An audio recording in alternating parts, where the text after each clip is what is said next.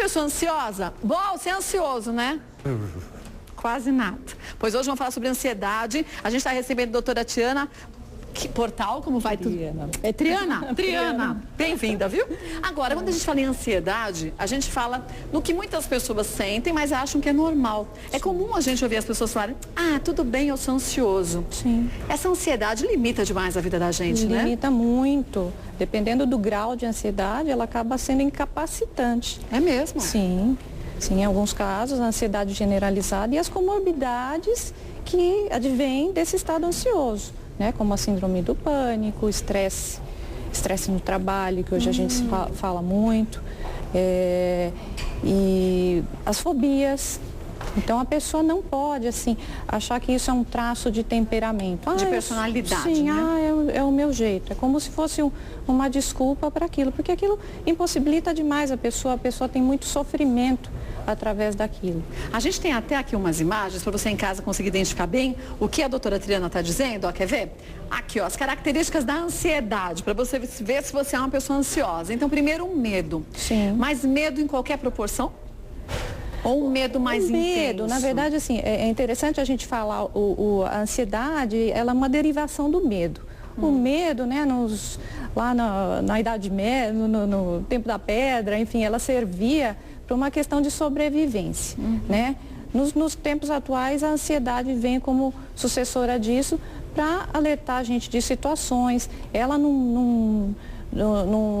numa quantidade pequena, ela é motivadora, ela é saudável.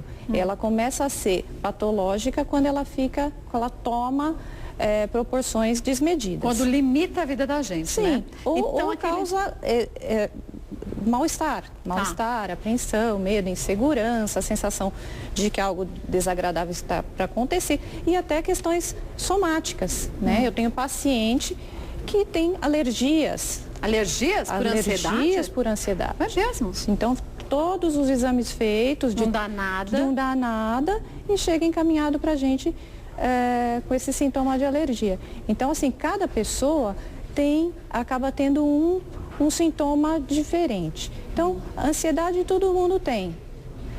Mas a ansiedade vai ser problema para alguns mais do que para outros. Mas é que tudo bem, eu posso ter momentos que eu estou ansiosa. Quer dizer, numa fase da vida meio turbulenta, a gente fica ansiosa. Mas tem gente que convive com essa ansiedade com uma frequência, e é outra coisa, né? Sim, aí é classificado como doença. Então, quando a pessoa passa 6 meses naquele estado ansioso e a vida dela acaba mudando, as relações sociais acabam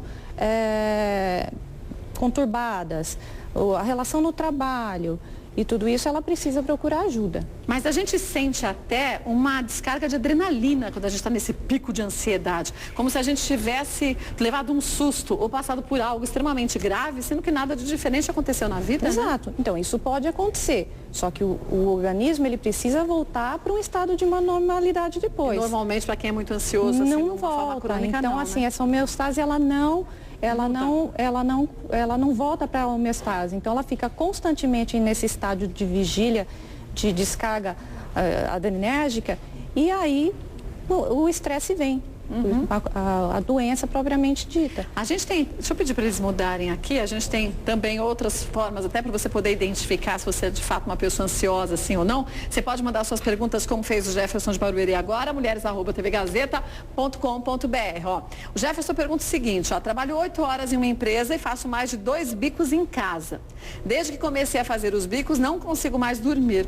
Durmo em média 5 horas por noite. Posso estar passando por uma crise de ansiedade, quer dizer, a falta de sono pode levar, e da noite bem dormida, a ansiedade também e estresse ou não? Sim, uma coisa vai puxando a outra, né? A pessoa não dorme bem, aí ela fica preocupada porque ela não consegue fazer as atividades no dia seguinte bem, aí se preocupa porque não vai dar conta do trabalho e que não vai dormir de novo. Então, a questão da noite, quando eu te falo das alergias, elas vêm à noite. É interessante porque é quando a pessoa para e começa ali ficar naquele pensamento reverberando dos problemas e não vem o sono, né? O estado ansioso, ele atinge seu pico normalmente à noite para algumas pessoas. E é interessante falar, né? A gente viu aí o Jefferson, o nosso telespectador, é homem. E agora, cada vez mais, os homens estão tendo estados de ansiedade. E por que antigamente mais as mulheres tinham e agora os homens até têm hoje também? as mulheres têm mais.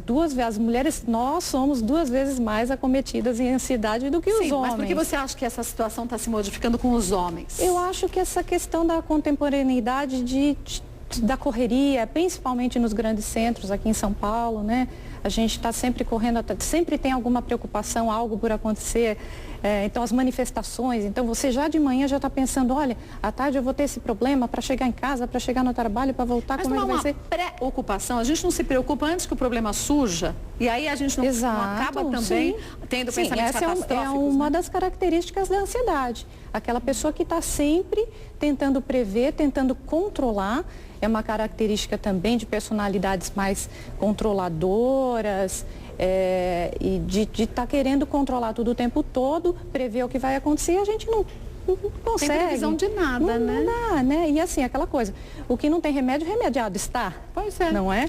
Então, a gente tem que tentar buscar o que nos estressa, quais são esses estressores, né, que fazem causam esse mal para a gente. Primeiro, acho que a primeira coisa é essa, né? Buscar, porque cada caso é um caso, cada pessoa tem um problema. Pode ser um estresse laboral, pode ser um problema familiar, na relação conjugal.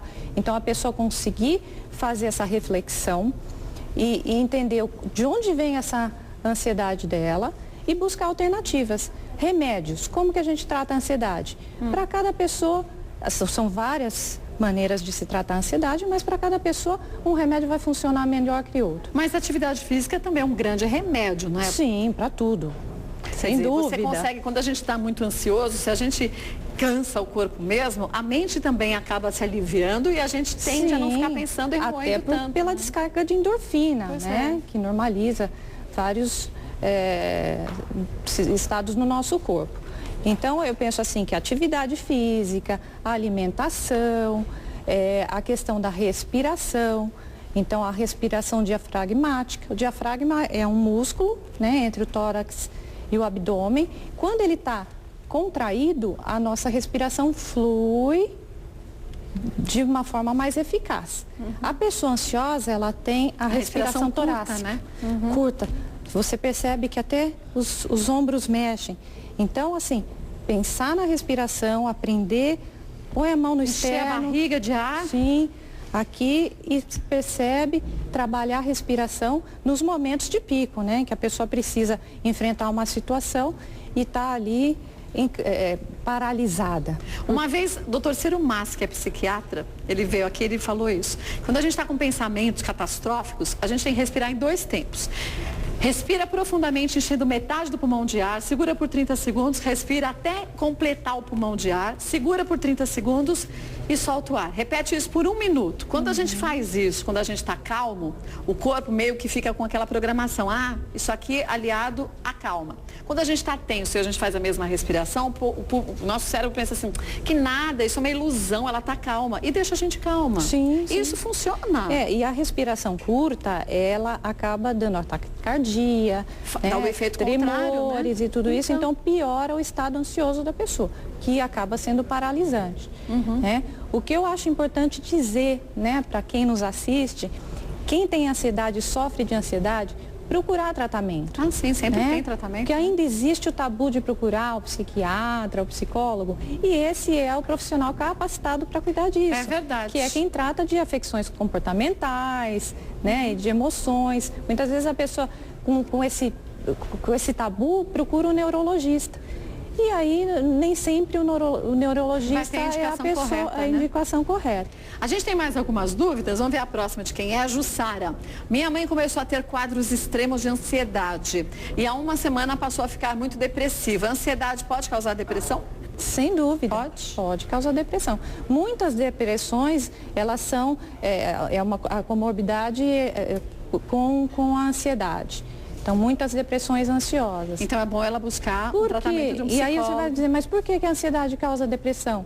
Porque ela acaba atrapalhando vários setores da vida da pessoa. Limitando, né? Limitando. Então, a vida social fica prejudicada, a pessoa acaba desenvolvendo fobias, ela está sempre com pensamentos. A pessoa muito ansiosa também tem pensamentos catastróficos, pensamentos negativos e tudo isso. Então, isso acaba levando ela.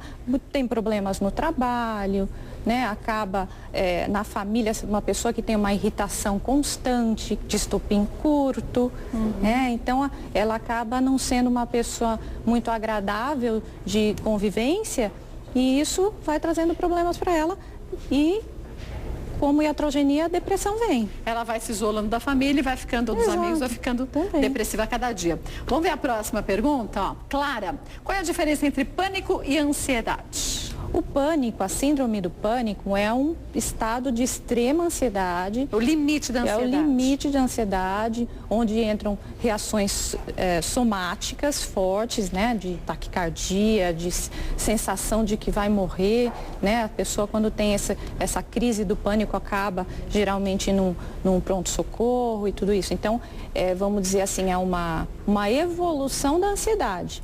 Ele faz parte do espectro ansioso, dos transtornos ansiosos, mas já é definido como uma outra doença, mas que ela tem como base a ansiedade. Vamos ver mais uma pergunta de quem é? Deixa eu ver, da Carol de Mogi. Tenho habilitação e não consigo dirigir porque eu sou muito ansiosa. Já tentei me tratar de várias formas, mas nada resolveu. Isso é caso de ir a um psiquiatra? Volto e você já responde pra mim. Olha, volto já com a doutora Triana Portal. Qualquer pergunta que você tenha a fazer, pode mandar pra gente, viu? Voltando aqui a doutora Triana, vamos relembrar a pergunta da Carol? Tenho habilitação e não consigo dirigir porque eu sou muito ansiosa. Já tentei me tratar de várias formas, mas nada resolveu. Isso é caso de ir a um psiquiatra? A um psicólogo. Existem psicólogos especializados nessa questão de medo de dirigir. Então, algumas autoescolas têm convênio com esses psicólogos e eles vão fazer essa terapia de exposição, né, ao medo da pessoa. Aí a gente está falando mais de uma fobia, né, a ansiedade, mas aí já entra no caso de fobia. Então, isso lembra, vai no caminho da terapia comportamental.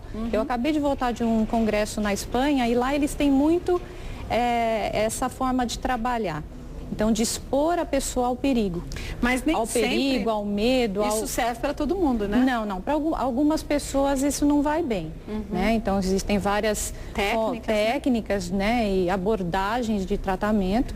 Né? Então, nesse caso, eu indicaria a técnica de exposição, né? Que é gradativamente a pessoa ir convivendo com aquela situação que causa esse medo a ela e vai se acostumando. E vai superando, né? Sim. Então existe, né? Não é um psiquiatra, mas existem serviços especializados nisso, de medo de dirigir. Vera de Piracicaba, meu filho de 17 anos está na fase de prestar vestibular. Na véspera da prova, ele fica irritado e não dorme. Acredito ser ansiedade. O que posso fazer para ajudá-lo, já que esse comportamento pode prejudicar o desempenho dele na prova? Sim, isso a gente vê muito também, né? Muita cobrança, né? Hoje em dia que a gente tem, dos jovens principalmente, tem que decidir tudo muito cedo, tem que ser melhor em tudo, né? Então, uma forma de ajudar o filho, né, é não contribuir para essa ansiedade. Não cobrar demais nessa hora. Não cobrar demais, tratar assim com assertividade, dizer que ele vai bem, né? Ser otimista, a questão do otimismo, da palavra boa da mãe, de reasseguramento, olha, vai que você vai conseguir e tudo isso, ajudar nessas questões. Então, uma atividade física, yoga, enfim, tem várias alternativas naturais que contribuem para isso. Agora, quando a gente tem ansiedade em excesso, a gente não dorme direito. Sim. O triptofano é extremamente importante para a gente ter ali um start, um alerta para o corpo começar a dizer, olha, começa a baixar o seu trabalho mental e físico para você poder dormir. Alguns alimentos são ricos em triptofanos. Eles ajudam quando são ingeridos à noite? Isso ou não? Depende, porque alguns podem acabar estimulando, né? Alguns são estimulantes, mas sim, né? O triptofano é um precursor da serotonina e ele dá essa sensação de bem-estar. De calma, né? Então, alguns alimentos sim podem ajudar, contribuir nessa... E que alimentos? Fora o chocolate que você disse, o chocolate tem cafeína, vai também dar um outro efeito, né? Os chás que não tem o triptofano, mas banana também tem bastante, né? Banana, sim. Também a gente pode consumir. Vamos ver mais uma dúvida? Antônia de Sorocaba, doenças de pele podem ser desencadeadeadas por crises de ansiedade? Foi aquilo que eu disse. Pode, né? Sim, pode sim.